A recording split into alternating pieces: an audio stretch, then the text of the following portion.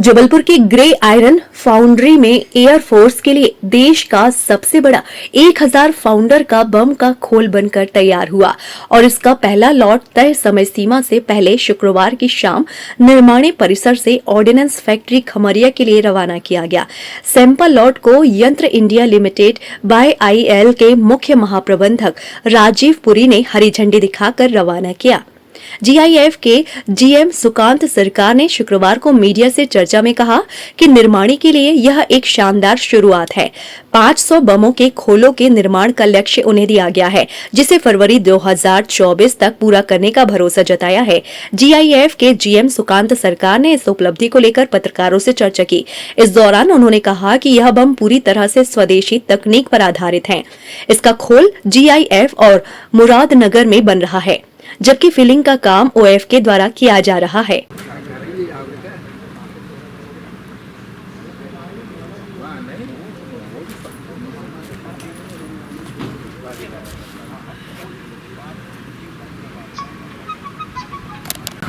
अच्छा, ये actually supply भी सीधे कर रहे हैं ना? सीधे सप्लाई कर रहे हैं। ये सब उन्होंने भारत छोड़ो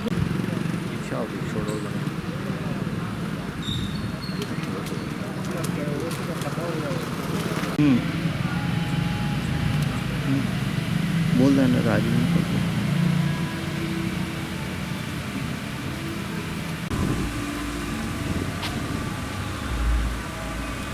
जीआईएफ के लिए एक बड़ी, या हम बोल सकते हैं सबसे बड़ा, आज तक के सबसे बड़ी उपलब्धि है, क्योंकि इस तरह का जो कठिन बम जो है हमने कभी बनाया नहीं और जो इतना आसानी से नहीं बनता है, बड़ा कठिन है। इस कठिन काम को हमने बहुत आसान तरीके से, इसका जितना टेक्नोलॉजी की इशू होता है, जितना स्किल होता है, ये हर तरीके से हमने इसको आसान तरीके से बना लिया है।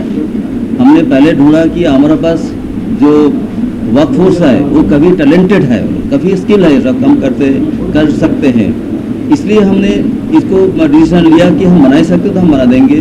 तो इसके लिए हम लोग सक्सेसफुल हुआ भी है। इसकी जी, ये कितना टारगेट आपको मिला था? अभी सैंपल में कितने भेज रहे हैं आप, और ये क्या पूर्ण स्वदेशी है?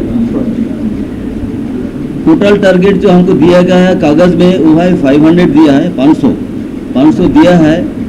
उसमें भी एक कंडीशन था, जो 500 में से 5 नंबर जो है हमको इस मंथ के एंड तक देना है। वो भी उसके अलावा जो हमको देना है उसमें एक बड़ा इशू होता है, जो इसका क्वालिटी, उसमें हमारा एक डीजीक्यूए भी इन्वॉल्व होते हैं।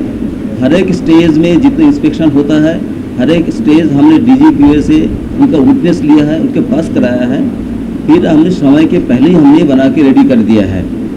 तो ये 5 नंबर हमने बना दिया है। अभी 500 हमको नेक्स्ट टारगेट है, उसका भी डेडलाइन दिया है फरवरी तक। जैसे हम फरवरी के पहले हम बना देंगे या फरवरी तक बना देंगे, हमको आगे की लोड और भी मिलेगा।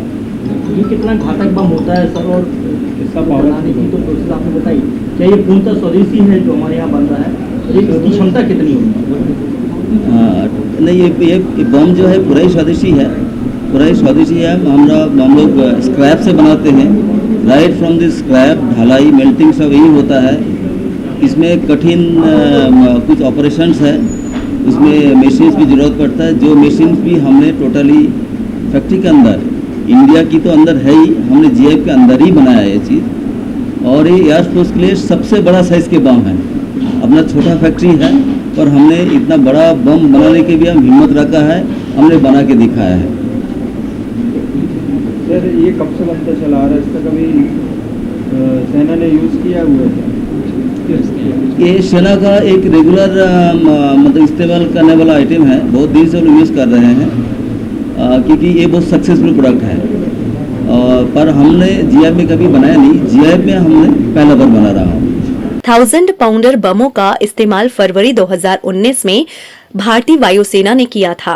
पुलवामा अटैक के बाद जब भारतीय वायुसेना ने पाकिस्तान के बालाकोट में आतंकी शिविर पर हमला किया था, तब 1000 पाउंड बमों का ही इस्तेमाल किया गया था। बमों के खोलों की रवानगी के लिए आयोजित कार्यक्रम के दौरान श्रमिक नेता ने GIF का नाम बदले जाने की बात कही। उन्होंने प्रस्ताव रखा कि ग्रे आयरन फाउंड्री का नाम आयुध निर्माणी जबलपुर रखा जाए। इस प्रस्ताव को CMD राजीव पुरी ने तत्काल स्वीकार करते हुए कहा कि आज से निर्माणी को आयुध निर्माणी जबलपुर के नाम से ही जाना जाएगा। इसके लिए जल्द अन्य औपचारिकताएं पूरी कर ली जाएंगी। 1000 पाउंडर बम की खासियत, इससे दो तरीके की खासियत है।